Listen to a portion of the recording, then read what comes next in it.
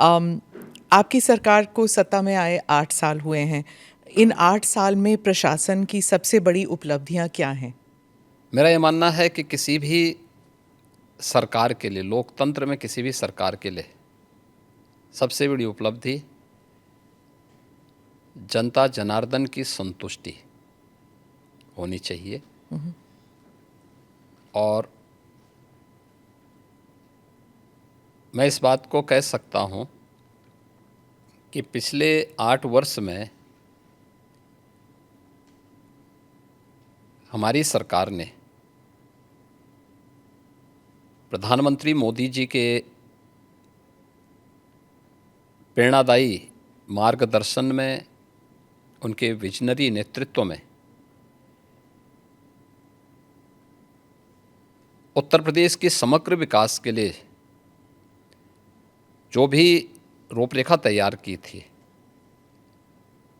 और उन क्षेत्रों में जो अभूतपूर्व विकास किया है, जनता जनार्दन का उसमें व्यापक समर्थन प्राप्त हुआ है।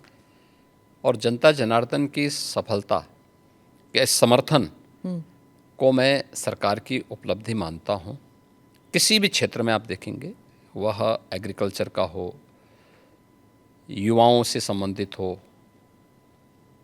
इंफ्रास्ट्रक्चर का हो, इन्वेस्टमेंट का हो, लॉ एंड ऑर्डर का हो, टूरिज्म का हो, या फिर जो प्रधानमंत्री जी जिस बात को लेके कहते हैं विरासत और विकास के बेहतर समन्वय का, तो उसका सबसे जीवंत और मूर्त मान कोई एक साक्ष्य हो सकता है तो देश के अंदर उत्तर प्रदेश उसका एक सबसे महत्वपूर्ण उदाहरण हो सकता है। मुख्यमंत्री जी, उत्तर प्रदेश में लगातार 2 टर्म से आप चीफ मिनिस्टर रहे हैं और ये अपने आप में एक उपलब्धि है, उत्तर प्रदेश में कभी हुआ नहीं। और आप लॉन्गेस्ट सर्विंग चीफ मिनिस्टर भी हैं। तो उत्तर प्रदेश की जनता ने आपको दूसरी बार क्यों इलेक्ट किया था? क्या इसलिए कि आपकी छवि एक हिंदुत्ववादी नेता की है, या फिर फर्स्ट टर्म में आपने माफिया राज पर जो धावा बोला था इसकी वजह से? किस लिए आपको दूसरी टर्म में? और क्या, एक और सवाल इसमें, क्या आप हैट्रिक के लिए ट्राई कर रहे हैं आप? देखिए, मैं रहा नहीं हूँ, मैं वर्तमान में भी चीफ मिनिस्टर हूँ। और पिछले 8 वर्ष के अंदर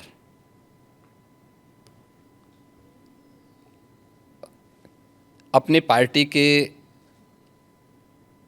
नेतृत्व के कारण, पार्टी के और सहयोगी दलों के सभी नेताओं के सहयोग के कारण, भारतीय जनता पार्टी के एक कार्यकर्ता और अन्य सहयोगी संगठनों के सहयोग से जनता जनार्दन का जो आशीर्वाद हमें प्राप्त हुआ है, तो ये हमारी सरकार को पहली बार यह अवसर मिला है कि आज़ादी के बाद कोई मुख्यमंत्री 5 वर्षों तक लगातार काम करे और फिर से वह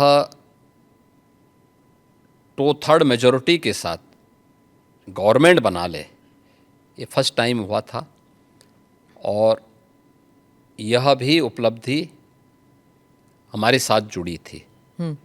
और पिछले 8 वर्ष से तो हम यहाँ सेवा कर ही रहे हैं।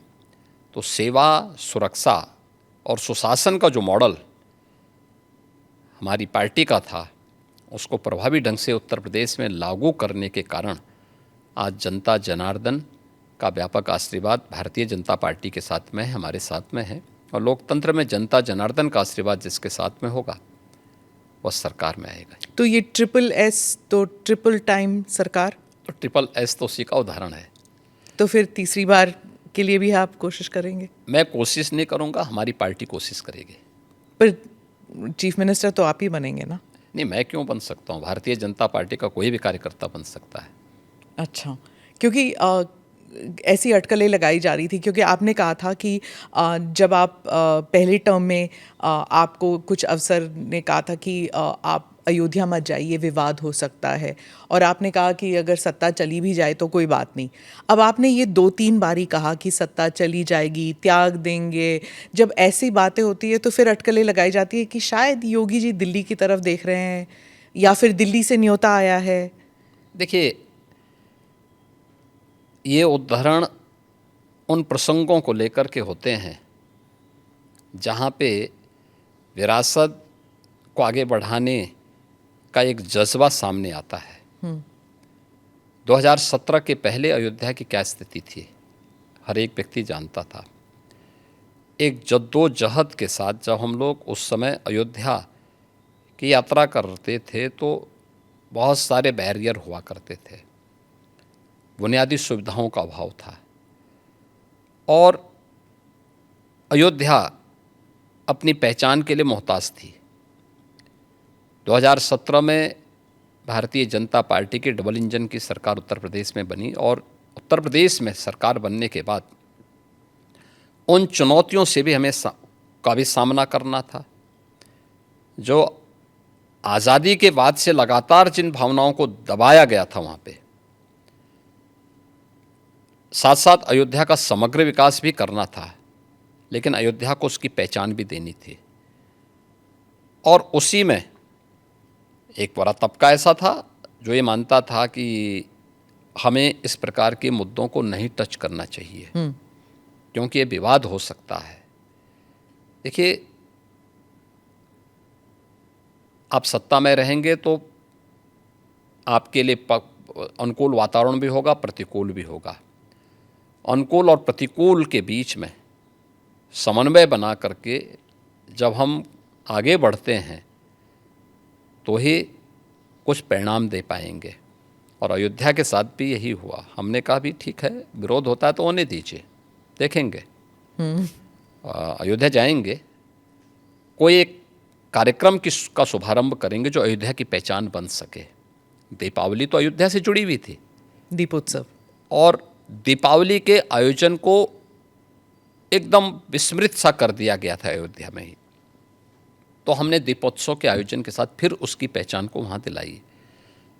तो हम लोगों ने वहाँ पे मर्यादा पुरुषोत्तम भगवान श्री राम के प्रति और सरयू मैया के प्रति दीपोत्सव के माध्यम से जो कृतज्ञता ज्ञापित की थी, उसका परिणाम आज नई अयोध्या के रूप में सबके सामने है, जिसको देख करके हर व्यक्ति अभिभूत होता है। तो प्रधानमंत्री जी का जो विजन विरासत की प्रति है, उसका मूर्तमान स्वरूप आज अयोध्या में भी देखने को मिलता है। आज आप देख रहे होंगे, जिस अयोध्या में साल भर में कुछ लाख लोग आते थे, आज करोड़ों लोग वहाँ पहुँच रहे हैं। व्यवसाय वहाँ फल फूल रहा है, लोगों को अनेक अवसर प्राप्त हो रहे हैं।